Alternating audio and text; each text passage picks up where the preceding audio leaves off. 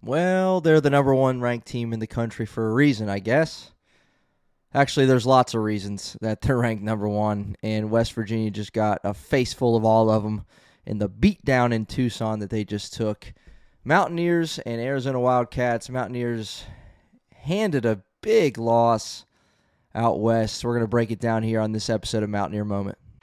This is the Mountaineer Moment, your source for all things West Virginia football and basketball.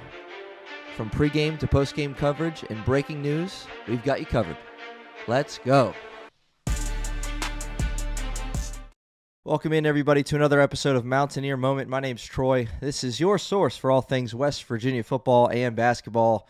This is episode 135 of the show.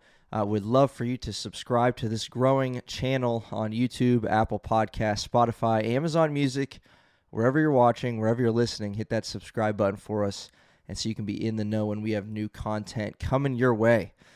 Here during basketball season, what we like to do, game in, game out, we preview the action, and then we hop on post-game to talk about it, and that's what we're doing with this one. Game just went final in Tucson.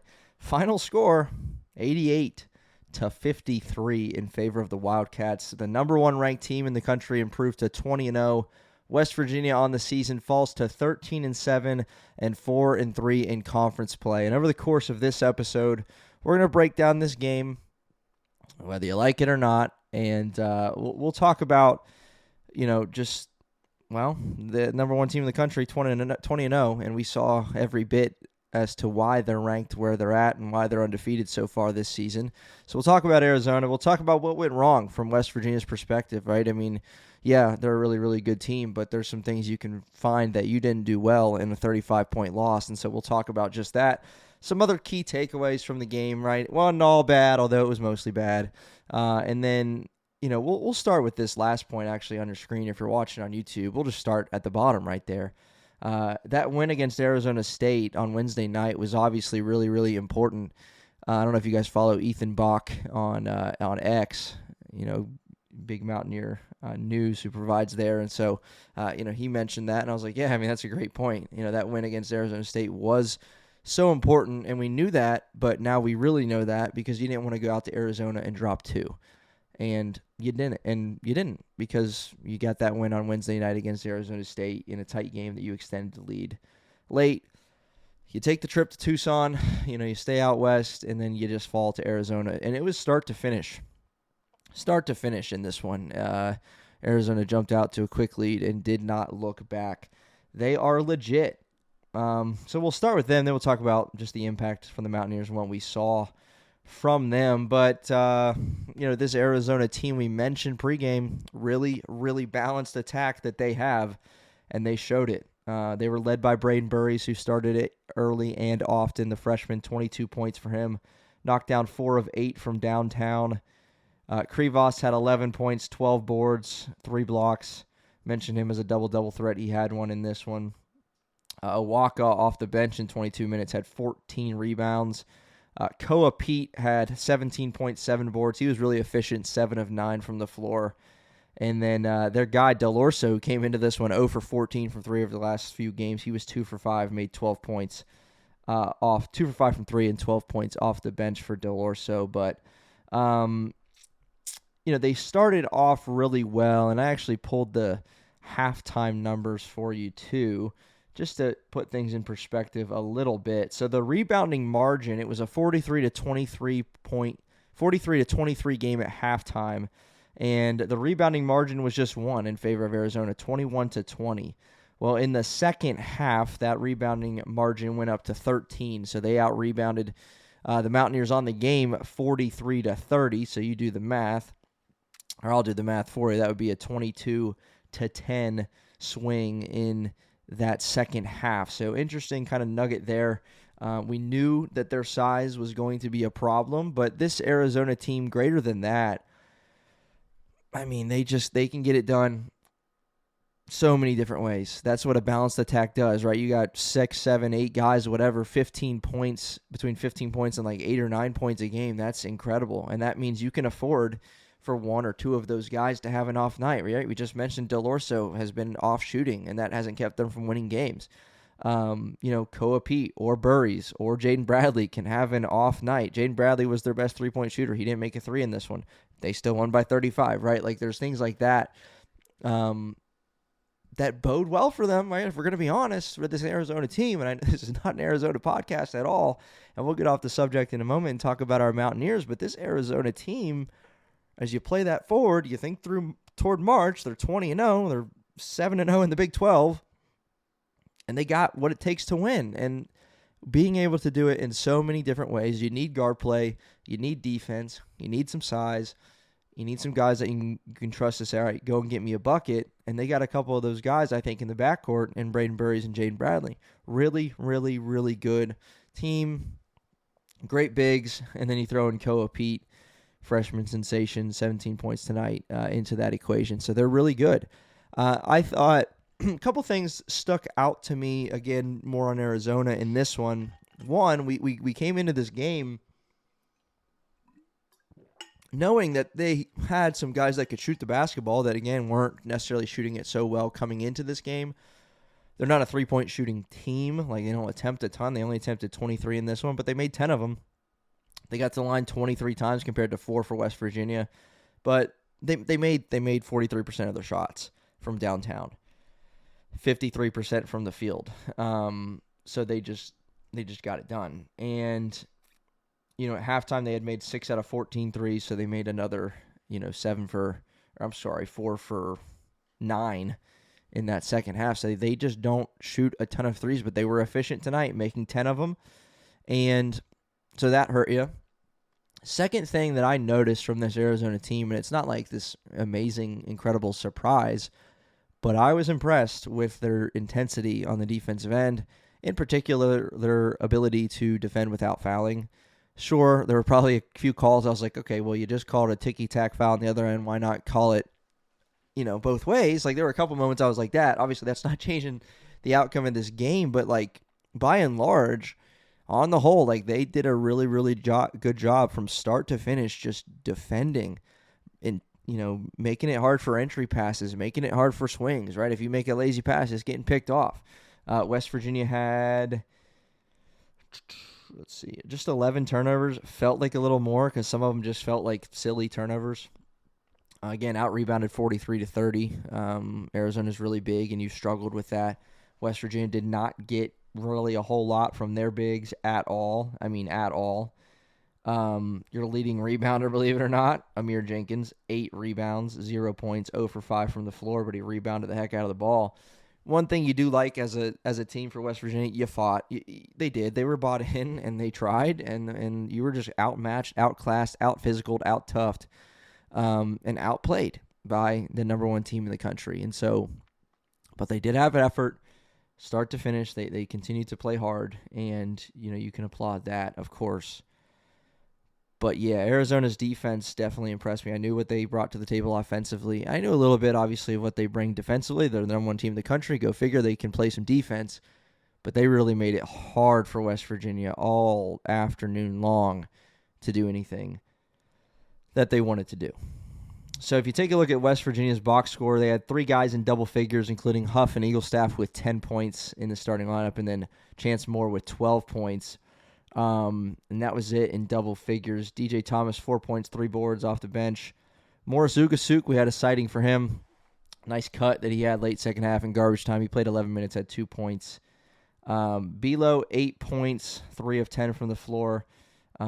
Did some okay things defensively. Harlan Obioha, just 5 points, 3 rebounds. He made a 3 with like a minute and a half left from the top of the key that the bench kind of got a little too excited about to me. I get like being bought into the game and, cheering on your teammates, but with a minute and a half, you're losing by 35. Maybe don't. I don't know. I don't know. I wouldn't be cheering so loud on the bench, but I get it. They were bought into the game and probably coached to, play to the final whistle, that kind of thing. But, yeah, Obioha made a 3 tonight. Interesting thing there. But he was a non-factor. I mean, the bigs that they had just simply West Virginia could not compete with them on the interior, and we knew that coming in. We suspected that coming in. But when Amir Jenkins in 24 minutes, the true freshman guard on the road against the number one team in the country, who's listed at 6'2", is your leading rebounder with 8. That's probably a problem. And Obioha not able to rebound, and DJ Thomas just, 6 rebounds for those two combined in 38 minutes played. So that's not a recipe for success. So among other things that went wrong, you just didn't shoot the ball well, right? Arizona put up 88 on you, and Ross Hodge doesn't like that. But again, it is Arizona. But you didn't shoot the ball well. 34% for the Mountaineers from the floor, 27% from three, made just 6 threes. And they only got to the free throw line 4 times total, which is pretty crazy. I would have to imagine they could have got to the line a few more times. Again, I'm not saying that this was like a grossly poorly officiated game, right? If you're Mountaineer fans, you remember that game against Kansas. Almost 8, 9, 10 years ago now at Fog Allen Fieldhouse, and West Virginia lost in a close one, and Kansas got to the line 35 times, and West Virginia got to the line twice. So you kind of find that one hard to believe. This one, not like to that level, obviously, and it wasn't a close game.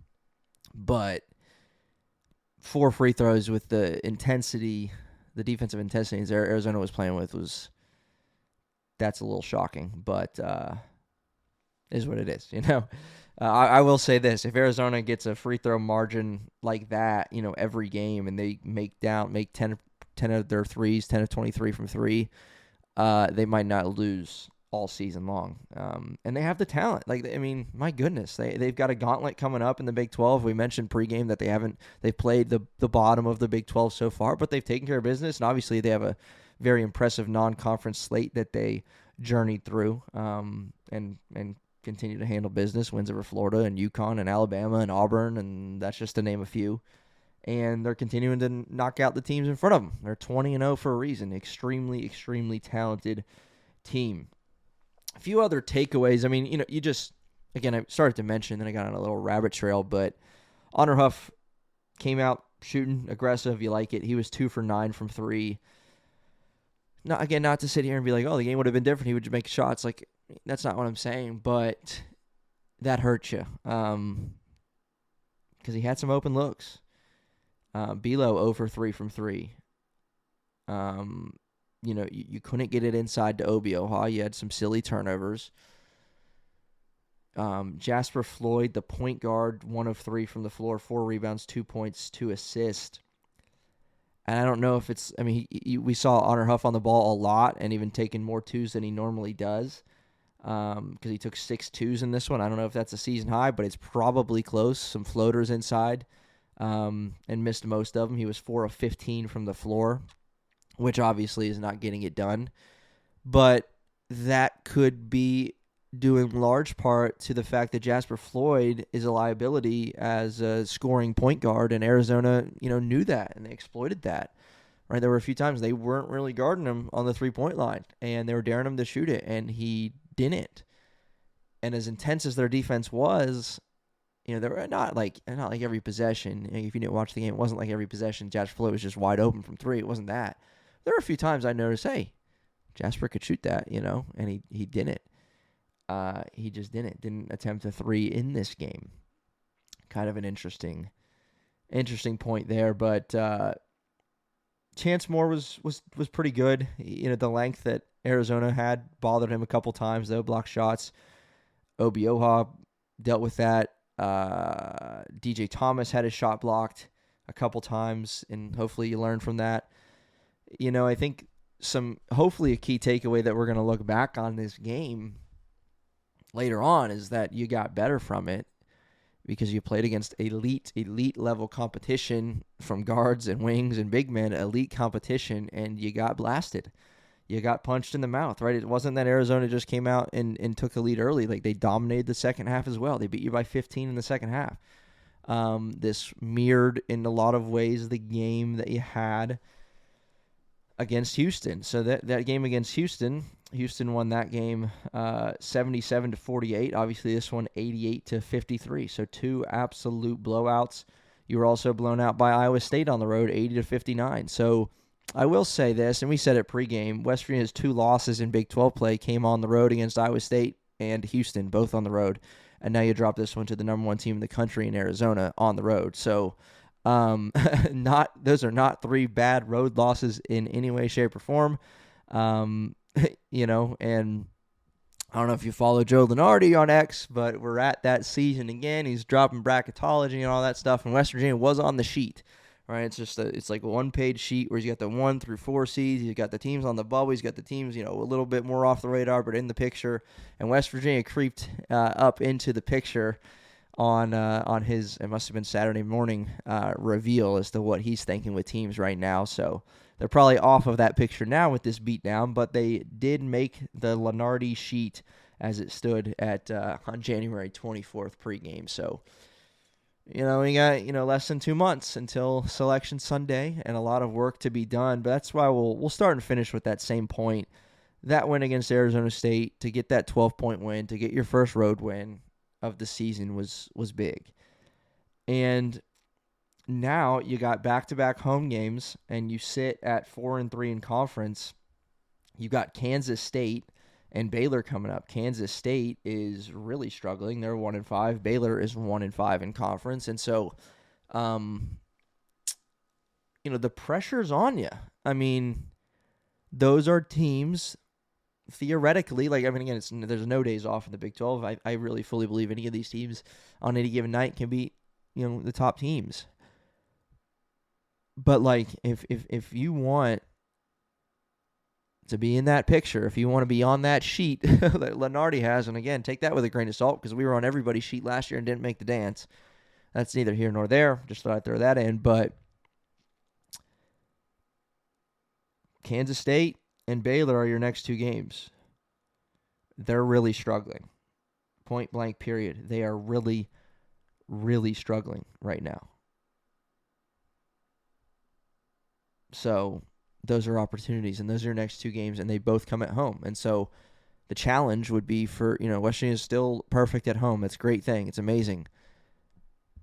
Don't let your first loss at home come to them, right? Because you got Kansas State, Baylor, and then you're on the road against Cincinnati, a team that you already played this year. As the calendar turns to February. That's February 5th. So take care of business. That win against Arizona State was even more massive considering what just happened in Tucson against the Wildcats, the number 1 team in the country. Really, really good, and they really, really showed it against West Virginia. So hats off to them. West Virginia obviously got to bounce back, regroup, get right, and learn from this one. Learn from getting punched in the mouth. Learn what works. Learn what didn't work. The only other thing I meant to say it earlier, Jackson Fields has not played lately. Not sure what the deal is with that. We mentioned Morris Ugasuk getting some action late in this one. I don't know why Jackson Fields has not been playing. Hasn't played since Houston, and that might have been in some garbage time. He had 10 minutes.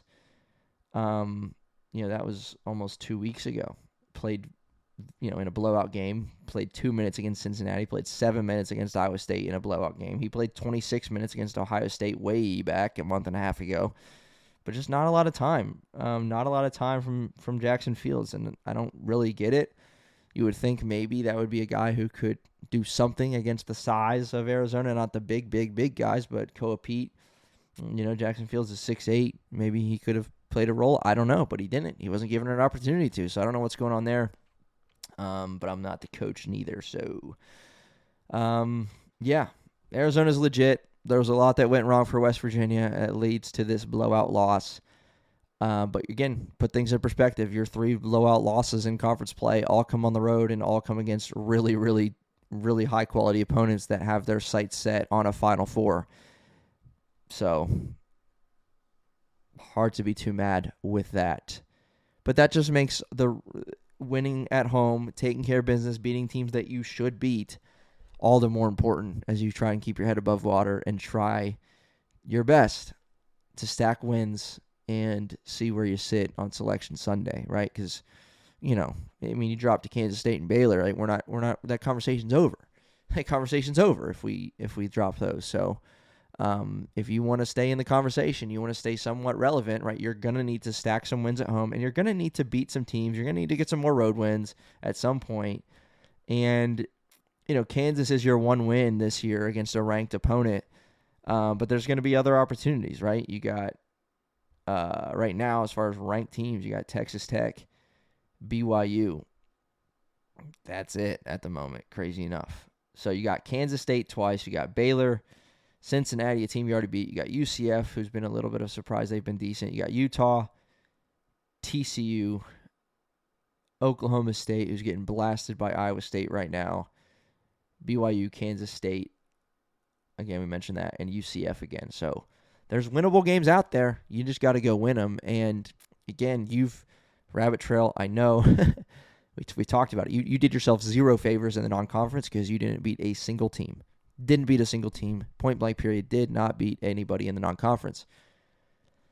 At some point, you got to get something that's going to build your resume, right? Because the wins against Baylor and Kansas State, while they might get you closer to like 500 in Big 12 play, you got to get a big one. And maybe it's going to be Texas Tech. Maybe it's going to be BYU. But those are the only big ones remaining on your schedule.